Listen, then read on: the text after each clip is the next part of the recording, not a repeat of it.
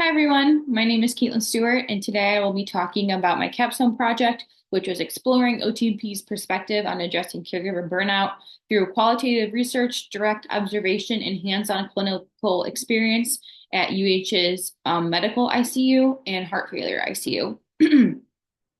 I also was able to create a practical resource tool titled the Caregiver Snack, which was used to support OTPs in implementing strategies to better support family caregivers. So a little bit on the background, family caregivers are often met with significant challenges, and they always feel like they must be on call, which can lead to overwhelming stress and serious health concerns. Unfortunately, some of them even reach caregiver burnout, which is defined as a state of physical, emotional, and mental exhaustion that happens while you're taking care of someone else. So during my experience at UH, many caregivers exhibited clear signs of stress and burnout.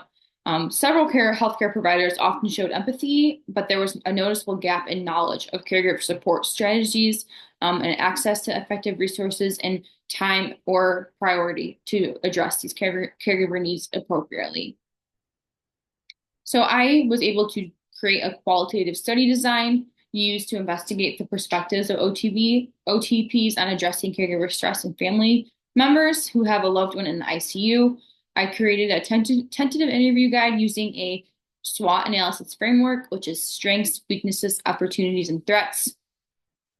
In order to be included in my study, you had to be a occupational therapy assistant or occupational therapist in the United States and have at least 1 year experience in the ICU, and then be able to participate and willing to participate in a single 1 hour virtual interview.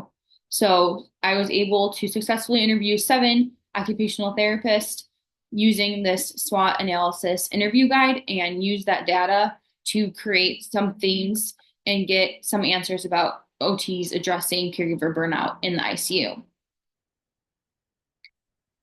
So going a little bit into the results, I identified 4 major themes, and then I was able to identify the overarching strength, weakness, opportunities, and threat.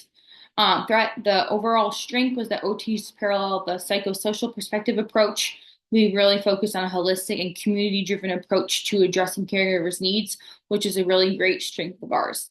The biggest weakness was the lack of education or tangible resources for practitioners to access, which is why I kind of ran away with that caregiver snack. I was trying to identify and create a single page front and back handout that OTs and other healthcare providers could utilize quickly to provide these caregivers with some things like places to eat, places to shop, a quick bite, a 1 mile loop on campus, just for specifically for the caregivers if they just needed to take a step back and have some time for themselves.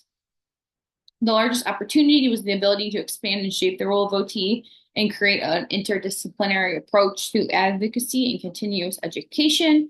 And the largest threat was insurance limitations and productivity requirements. Unfortunately, a lot of the OTPs I interviewed said that they have a large caseload, many beds in their unit, and unfortunately, they don't even have enough time to see the patients on their caseload, let alone spend time addressing the caregivers. So, kind of in conclusion, occupational therapy plays a vital role in advocating for the caregiver population and ensuring their needs are recognized and supported. Like I mentioned previously, we really prioritize a holistic and client-centered approach, excuse me, to caregiver burnout. Apologies, I don't know what happened there. Um, but we need continued support from the OT community, and it's to develop resources and interventions that are adaptable across various ICU environments, and we need to empower these caregivers to navigate and manage their stress more effectively. So next steps, we should focus on further promotion of the role of OT, maybe expand the inquiry to include a broader sample of OTs across diverse ICU settings, and then eventually, hopefully, we get to implement various stress management techniques or caregiver support plans and then evaluate these outcomes through caregiver feedback. Thank you so much for listening to my capstone presentation, and I hope that you learned something. And if you have any questions, I am open to answer them. Thank you.